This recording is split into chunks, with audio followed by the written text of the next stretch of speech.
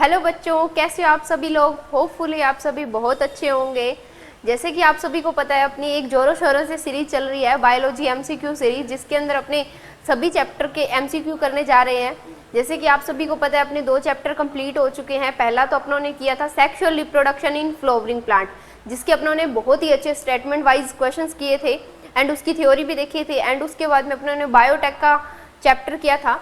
And आज फिर से अपने पास क्या है, बायोटेक का सेकंड पार्ट के क्वेश्चंस है, वो अपने करेंगे। स्टेटमेंट वाइज क्वेश्चंस है। जैसे कि आप सभी को पता है, अपने एक ऑफर भी चल रहा है, आपको पता ही होगा उस ऑफर के बारे में, जिसके अंदर अपने क्या देख रहे हैं कि अगर आप हमारे साथ जुड़कर जेट और सीयूटी की तैयारी करते हैं, उसके साथ एकदम फ्री आपको आपका कृषि प्रवेश का जो बैच है वो एकदम फ्री ऑफ कॉस्ट मिलेगा। आप अपनी एग्रीकल्चर सुपरवाइजर की तैयारी भी हम सभी के साथ जुड़कर कर सकते हैं और एकदम फ्री ऑफ कॉस्ट पे आप अपनी जेट और सीयूटी की तैयारी के साथ साथ आप अपनी एग्जाम की भी तैयारी कर सकते हैं। चलिए अब अपने देखते हैं अपना फर्स्ट क्वेश्चन। देखो, आप सभी को पता है कि अपने कौन सा चैप्टर करने जा रहे हैं, बायोटेक वाला चैप्टर अपने कर रहे हैं। बायोटेक के अंदर अपने क्या देखते हैं, देखिए चलिए अपने फर्स्ट क्वेश्चन देखते हैं। उससे पहले अपनों को क्या बात करनी है कि आप सभी को पता है कि ऐसे तो वीडियो स्टार्ट होने वाली है नहीं। मैं पहले क्वेश्चन पे जब ही जाऊंगी जब आप फटाफट से वीडियो को शेयर कर दोगे अपने सारे फ्रेंड सर्कल के अंदर। ऐसे लालच मत किया करो, बिल्कुल भी अपना अपना लालच मत सोचा करो। फटाफट सभी के साथ वीडियो शेयर कर दो, फिर अपने फर्स्ट क्वेश्चन पे कंटिन्यू करते हैं। चलो फटाफट करो, मैं 2 मिनट वेट करनी हूँ तुम्हारा। जल्दी से शेयर कर दो अपने दोस्तों के साथ, करो, चलो फटाफट से शेयर कर दो एंड लाइक भी कर देना वीडियो को, चैनल को सब्सक्राइब कर देना, जिससे हमें भी मोटिवेशन मिले कि हम आपके लिए और अच्छे अच्छे क्वेश्चन तैयार कर करके लेके आए। चलिए फर्स्ट क्वेश्चन की तरफ चलते हैं। आप, मुझे लगता है आप सभी ने शेयर कर दी होगी वीडियो और लाइक भी कर दी होगी। चलिए फर्स्ट क्वेश्चन अपने देखते हैं। आज आपका एक बैक्टीरिया की बात अपने कर रहे हैं। फर्स्ट क्वेश्चन के अंदर बैक्टीरिया बैसिलस थुरिंजेसिस मतलब बीटी के बारे में बात कर रहे हैं, ठीक है। बैक्टीरिया बैसिलस थुरिंजेसिस द्वारा उत्पादित बीटी जीव विष से संबंधित नीचे दिए गए कथनों को पढ़े और सही विकल्प का चयन करें। पढ़िए, पहले स्टेटमेंट क्या दी हुई है कि आपसे एक बैक्टीरिया का नाम दिया है बैसिलस थुरिंजेसिस, उसका बताया है कि वो एक जीव विष निकालता है, वो एक टॉक्सिन पदार्थ निकालता है जिसका नाम है बीटी। उसके लिए आपको बोला है कि उसमें से सही बता दो भाई, सही कौन सा है और गलत कौन सा है। आप सभी को मैं हमेशा बोलती हूँ कि कहाँ सही पूछा है उस पर एक सर्कल लगा लिया करो, ताकि आपको आगे रिमाइंडर के अंदर रहे कि मुझे सही का चयन करना है, ताकि आप नेगेटिव मार्किंग से बच सको। चलिए अब अपने रीड करते हैं आपकी स्टेटमेंट। ऑप्शंस रीड करो, चलो फटाफट करो फटाफट ऑप्शंस रीड करो, फिर मैं स्टार्ट करती हूँ आगे। चलिए कर लिया होगा आपने, ऑप्शन करो, रीड कर लिया, करवाऊँ मैं आगे, रीड कर लो फटाफट, फिर मुझे आंसर भी बता दो इसका कमेंट के अंदर, फिर मैं आपको बताऊं आंसर। चलो बताओ। चलो फर्स्ट ऑप्शन देखते हैं, ए नंबर ऑप्शन अपने देखते हैं। देखो, बैसिलस थुरिंजेसिस के अधिकांश प्रभेद प्रोटीन्स का उत्पादन करते हैं। फर्स्ट लाइन के अंदर क्या बोला गया है, प्यारी सी लाइन बोल रही है कि आपको एक बैक्टीरिया जिसका आप बोल रहे हो बैसिलस थुरिंजेसिस, इसके बहुत सारी जो मतलब इसकी कैटेगरी है, बहुत सारे प्रभेद है ना, ये सारे क्या करते हैं, प्रोटीन का उत्पादन करते हैं जो कुछ विशिष्ट कीटों को मार सकते हैं। जो ये क्या निकालेंगे, प्रोटीन निकालेंगे ना, ये प्रोटीन कीटों को मारेंगे। हाँ जी, ऐसा होता है, बीटी के अंदर आपने पढ़ा है। बैसिलस थुरिंजेसिस क्या करता है, कुछ कीटों के ग्रुप को मारता है। जैसे अब कीटों का आपको ग्रुप का नाम दिया है लेपिडोप्टेरा और कोलियोप्टेरा और डिप्टेरॉन, कि आपको ये 3 दिए हैं कि जो लेपिडोप्टेरॉन्स है और कोलियोप्टेरॉन्स है या फिर डिप्टेरॉन्स है, इनके ग्रुप को कौन मारता है, आपका बीटी मारता है। हाँ जी, ये एकदम सच है, ये बात एकदम सत्य निकलती है आपकी, क्या निकलती है, एकदम सत्य बात निकलती है। अब यहीं तक मत रुक जाना कि चलो फर्स्ट के अंदर ही आंसर आ गया तो टिक कर दो, आगे चलो अगले क्वेश्चन पे मूव कर जाओ। नहीं, पहले सारे क्वेश्चन आप रीड किया करो अच्छे से। अब चलो दूसरा देखो, बीटी जीव विष स्वयं बैक्टीरिया को नहीं मारता। मतलब क्या बोला गया है, जो बीटी जीव विष है ना, वो खुद के बैक्टीरिया को नहीं मारता, क्योंकि जीव विष प्रोटीन प्राक जीव विष जब वो इनएक्टिव मतलब बोले जब वो नया बना है उस टाइम क्या बोल रहे हैं, जो प्रोटॉक्सिन्स होते का नामक अक्रियाशील रूप में रहता है। यही बोला जा रहा है कि बीटी जो बैसिलस थुरिंजेसिस है उसके अंदर तो ये जीव विष क्या रहता है, इनएक्टिव रहता है। हाँ जी, ये भी एकदम सही है, क्योंकि वो खुद के बैक्टीरिया को नहीं मारता है। जब एक कीट द्वारा अक्रियाशील जीव विष का अंतर ग्रहण कर लिया जाता है, कि आपको बोल रहे हैं जो बीटी है ये किसी कीट ने खा लिया तो यह आहार नाल के क्षारीय पीएच, इंपॉर्टेंट लाइन, क्षारीय पीएच के कारण जीव विष की क्रियाशील रूप में परिवर्तित हो जाता है। कि मान लो अभी ये क्या है, अभी ये असक्रिय है। क्या है ये? असक्रिय है। बीटी जो जीव विष है ये असक्रिय है। जैसे कीट इसको खा लेगा ये उसके अमाशय में जाकर, कहाँ जाकर? अमाशय में जाकर उसकी क्षारीय पीएच, कौन सी पीएच? क्षारीय पीएच पर एक्टिव हो जाता है। क्या हो जाता है? एक्टिव, बोले तो सक्रिय हो जाता है। और फिर उसके बाद में ये उसकी आंत से जुड़ जाता है और रगों में घुलनशील बनता है। मतलब पहले तो ये क्रिस्टल के रूप में होता है जो एक्सक्रिय होता है ना, फिर ये कीट की बॉडी में जाकर, अमाशय में जाकर वहाँ क्या हो जाता है, ये क्षारीय पीएच पर ये घुलनशील बन जाता है। फिर इसके बाद में क्या करता है, ये उसकी आंत पर चिपक जाता है और चिपकने के बाद वहाँ छेद पैदा कर देता है। इससे क्या हो जाती है, उस कीट की मृत्यु हो जाती है। क्या हो जाती है? कीट की मृत्यु हो जाती है, इससे कीट मर जाएगा। अब देखो क्या आपको सी नंबर स्टेटमेंट भी सही है? हाँ जी सही है। अब देखो पहली भी सही है, दूसरी भी सही है, तीसरी भी सही है। तो उपरोक्त सभी क्या आया, इसका आंसर आया। फर्स्ट ऑप्शन, फर्स्ट क्वेश्चन का आंसर क्या बनता है आपका? डी ऑप्शन बनता है। कौन सा बनता है फर्स्ट का आपका आंसर? डी बनता है। क्लियर और नोट? बताओ फटाफट, समझ आया नहीं आया? पहला क्वेश्चन समझ आया? चलो दूसरे क्वेश्चन की तरफ मूव करते हैं। चलिए दूसरा क्वेश्चन आप पढ़िए फटाफट। निम्न कथनों को पढ़ें और गलत विकल्प का चयन करें। अब आपसे गलत का पूछा है कि गलत बता दो जी, कौन सा इनमें से? पढ़ो फटाफट, पढ़ो क्वेश्चन, फिर मुझे आंसर दो। इसका क्या आएगा? इसका आंसर पढ़ो, स्टेटमेंट पढ़ो भाई। चलो मैं पढ़ती हूँ। बीटी कपास में बीटी यह दर्शाता है कि, बोला है कि जो आप बीटी कॉटन बनाते हो ना, उसमें बीटी यह दर्शाता है कि यह आनुवांशिक रूपांतरित फसल है। कि हाँ जी ये क्या है? जेनेटिक मॉडिफाइड है। क्या है ये? जेनेटिक मॉडिफाइड है कि आपने बीटी के अंदर कुछ आनुवांशिक रूप से चेंज किया। हाँ जी तभी किया हमने, तभी तो हम क्या करते हैं आगे बीटी कपास बनाते हैं, हम बीटी के अंदर चेंज करके बीटी कॉटन बनाते हैं जो जैव प्रौद्योगिकी द्वारा उत्पन्न हुई है। हाँ जी एकदम सही। कि क्या बोला है कि जो आप बीटी बना रहे हो, बीटी कॉटन बना रहे हो, इसके अंदर आपने कुछ छेड़छाड़ की है आनुवांशिक रूप से। और ये कैसे करोगे? आप जैव प्रौद्योगिकी के द्वारा ही करोगे। तो ये कथन तो आपका क्या हुआ? सही हुआ। अब बी नंबर पढ़ो, 2 नंबर ऑप्शन पढ़ो। एंटीकोएगुलेंट हीरोडीन का उत्पादन ट्रांसजेनिक ब्रेसिका नेपस के बीजों से होता है। नहीं जी ऐसा तो कुछ नहीं होता। जो हीरोडीन है, क्या है? जो हीरोडीन है, जो एंटीकोएगुलेंट है, इसका उत्पादन आप एक ट्रांसजेनिक ब्रेसिका नेपस से करते हो। नहीं ये तो नहीं होता। इसका तो निर्माण किससे होता है?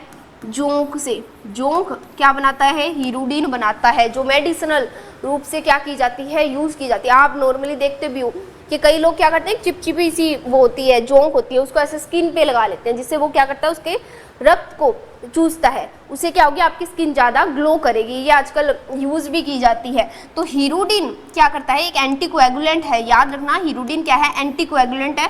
और हीरोडीन किससे निकलता है? जोंक से निकलता है, ना कि ये इससे निकलता। तो बी नंबर आपका 2 नंबर तो क्या हुआ? गलत हुआ।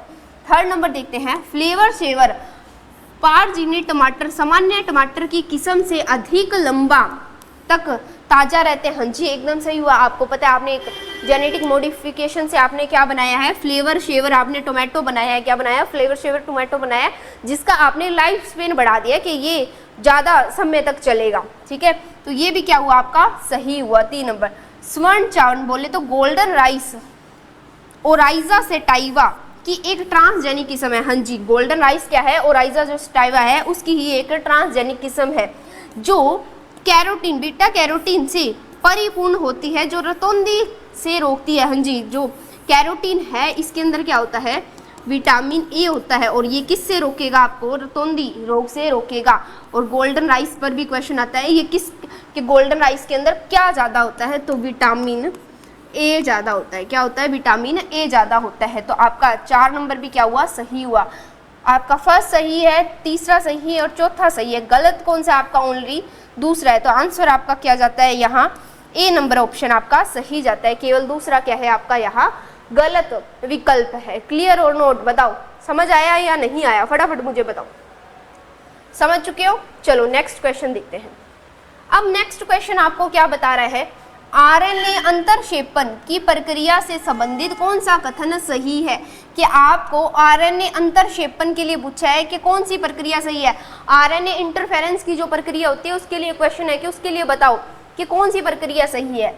यह प्रोटोजोआ के अंतर्भेदन को रोकने हेतु प्रयुक्त की जाती है। नहीं जी, ऐसा तो आप कुछ नहीं कर रहे थे कि प्रोटोजोआ के अंतर्भेदन की रोकने के लिए आरएनए इंटरफेरेंस को नहीं कर रहे थे। मेनली आरएनए इंटरफेरेंस को आप यूज किस लिए करते हो?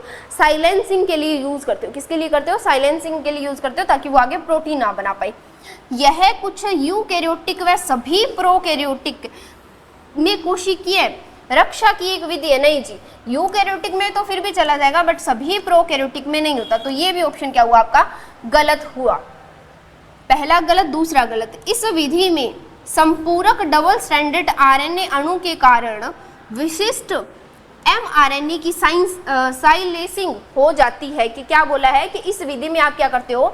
एक संपूरक डबल स्ट्रैंडेड आरएनए लेते हो और उससे आप क्या कर देते हो? एमआरएनए की, विशिष्ट एमआरएनए की साइलेंसिंग कर देते हो। हाँ जी, मैंने आपको बताया था ये साइलेंसिंग के लिए यूज में लिया जाता है। तो ये ऑप्शन क्या हुआ आपका?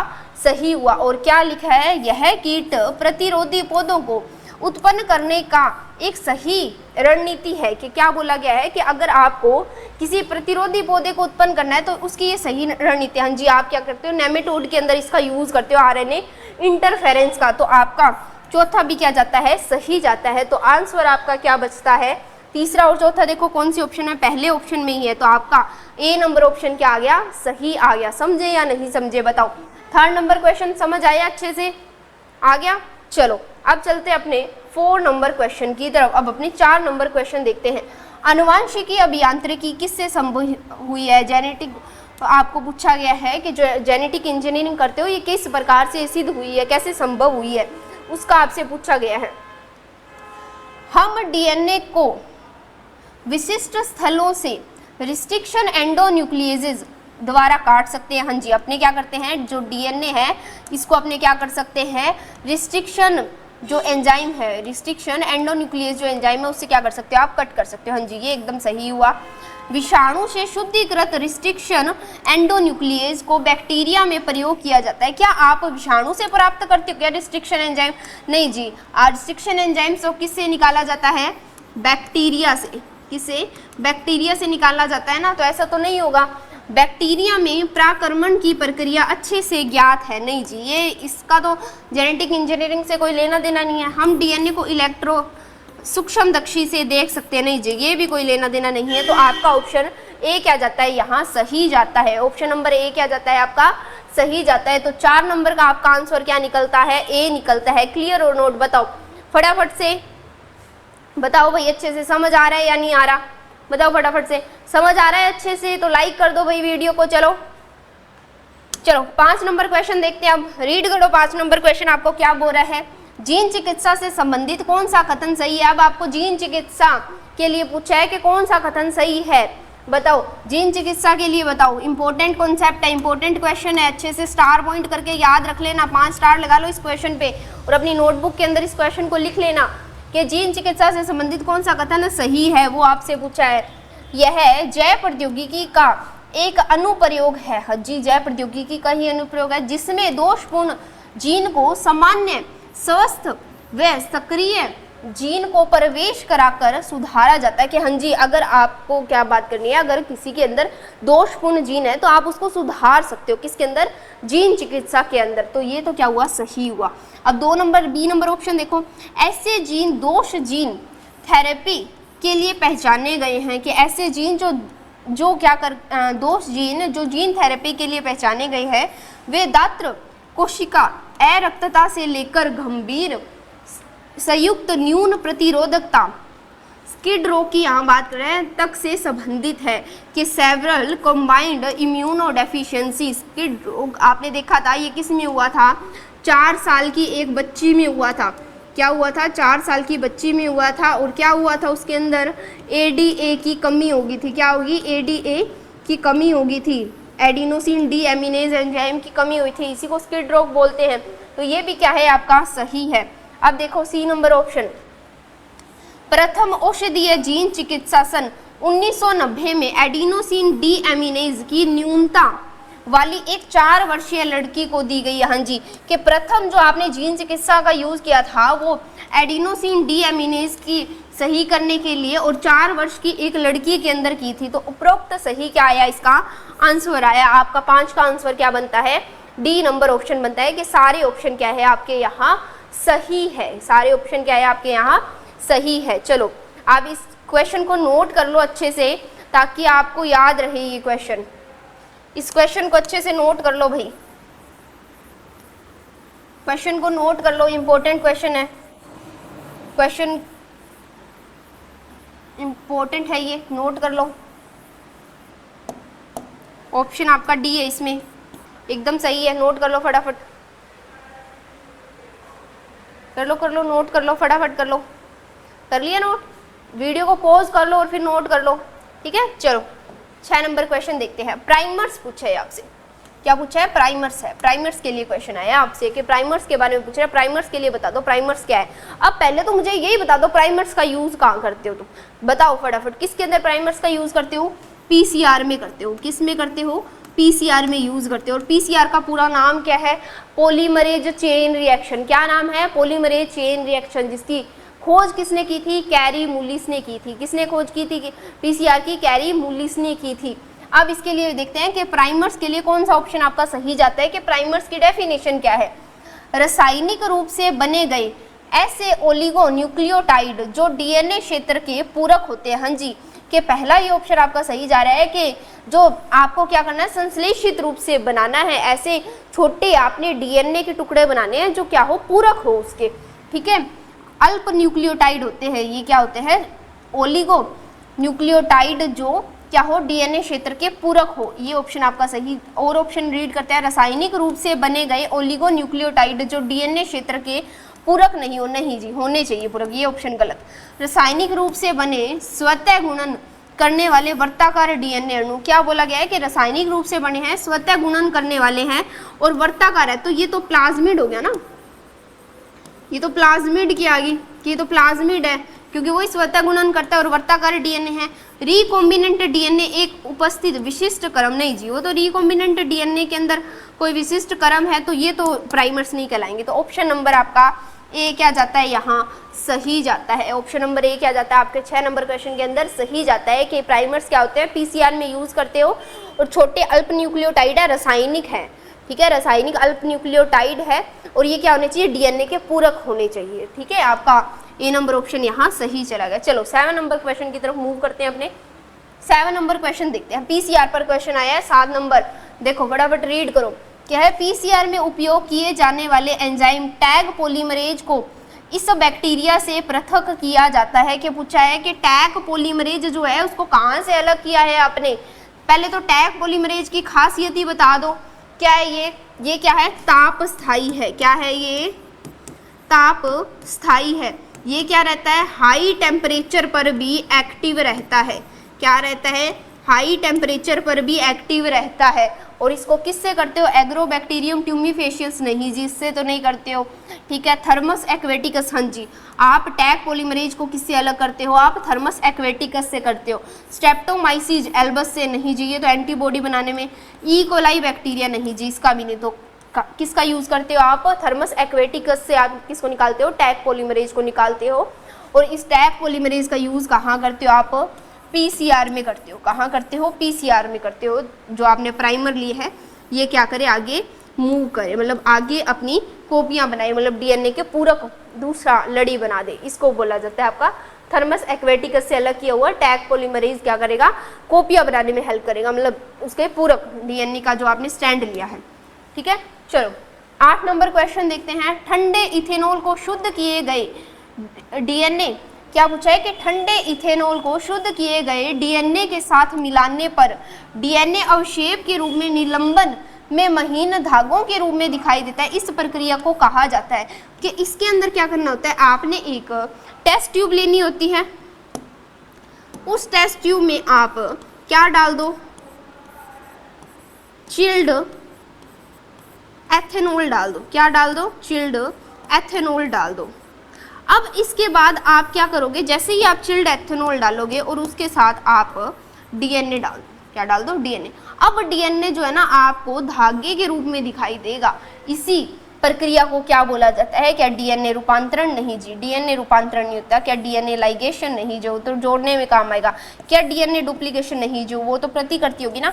डीएनए स्पूलिंग, क्या बोलते हैं इसको? डीएनए स्पूलिंग बोलते हैं। इसका डायग्राम भी याद रखना कि चिल्ड एथेनॉल डालते हो, फिर डीएनए आपको किसे धागों के रूप में दिख जाता है, इसको डीएनए स्पूलिंग बोलते हैं। क्या बोलते हैं? डीएनए स्पूलिंग बोलते हैं। इंपॉर्टेंट है, याद रखें, ठीक है। चलिए नेक्स्ट देखते हैं 9 नंबर। वह संयंत्र जिसमें विशिष्ट उत्पादन करके, क्या बोला है? वह संयंत्र जिसमें विशिष्ट उत्पादन प्राप्त करने के लिए जीवित कोशिकाओं को बड़े स्तर पर संवर्धित किया जाता है। बोला है कि आपने किसी जीवित कोशिका को बड़ा मतलब बड़े अमाउंट के अंदर बनाना है तो आप किसका यूज करोगे? क्या आप पीसीआर का करोगे? नहीं, ये तो उसकी मतलब डुप्लीकेशन प्रतिकृति बना के देगा ना आपको। अगर आपने एक डीएनए लिया है तो उसकी और प्रतिकृति चाहिए तो उसमें हेल्प कर देगा। बायोरिएक्टर, हाँ जी, बायोरिएक्टर क्या होते हैं? बड़े बड़े बर्तन होते हैं जिसके अंदर आप लार्ज अमाउंट के अंदर बना सकते हो, उत्पादन कर सकते हो। प्रक्षोभ नहीं जी, ये तो उसके अंदर एक मतलब पार्ट हो गया ना, बायोरिएक्टर का एक पार्ट हो गया कि ताकि सारा मिक्स हो पाए अच्छे से। स्वांगीकरण नहीं जी, तो आपका बी नंबर ऑप्शन क्या जाता है? यहाँ सही जाता है कि आप बायोरिएक्टर का यूज करते हो अगर आपको लार्ज अमाउंट के अंदर कुछ बनाना है तो, ठीक है। बड़े स्तर पर अगर आपने कुछ बनाना है तो आप बायोरिएक्टर का यूज करिए। चलिए फर्मेंटर का बोला गया, प्रक्षोभ जो होता है यहाँ ये मिक्स करने का काम करता है, ना कि वो लार्ज अमाउंट में बनाने का। तो बायोरिएक्टर यहाँ आपका सही आंसर जाता है। चलो 10 नंबर क्वेश्चन देखो। निम्न में से किस कंपनी ने सन 1983 में ह्यूमुलिन विक्रय आरंभ किया था? कि मतलब पूछा है कि कौन सी कंपनी ने ह्यूमुलिन का विक्रय करना शुरू किया था। आपने पता है आप सभी को कि इंसुलिन को बनाया गया था, ई कोलाई बैक्टीरिया के अंदर आपने इंसुलिन डाला था, फिर आपने क्या बनाया था? आर्टिफिशियल रूप से इंसुलिन बनाया था जिसको ह्यूमुलिन बोला जाता है। इसके लिए पूछा है कौन सी कंपनी ने किया था? क्या GAC ने किया था, जेनटेक ने किया था, इनमें से कोई नहीं? नहीं जी, एली लिली कंपनी ने किया था 1983 के अंदर इन ह्यूमुलिन बनाना शुरू। ठीक है, क्लियर हुआ या नहीं हुआ? 10 क्वेश्चन आज का अपना टॉपिक, यहाँ 10 क्वेश्चन आपके पूरे होते हैं। होपफुली आप सभी को ये 10 क्वेश्चन बहुत अच्छे से समझ आए होंगे एंड बहुत ही प्यारे प्यारे क्वेश्चन थे। आपको जो जो इम्पोर्टेंट टॉपिक यहाँ इस क्वेश्चन के अंदर मिले हैं वो अपनी आप नोट्स के अंदर ऐड कर सकते हो एंड उसको रोज़ रिवीजन के अंदर करिए ताकि आपकी जो तैयारी है और अच्छे से हो पाए। एंड अगर आपको हमारा बैच ज्वाइन करना है जेट एंड CUT का किसी का भी तो आप कर सकते हैं, अभी बैच स्टार्ट भी हुए हैं ऑफलाइन एंड उसी के साथ आप अपने सुपरवाइज़र की तैयारी भी हमारे साथ जुड़कर कर सकते हैं। तब तक के लिए धन्यवाद। अब अपने मिलते हैं नेक्स्ट क्लास के अंदर।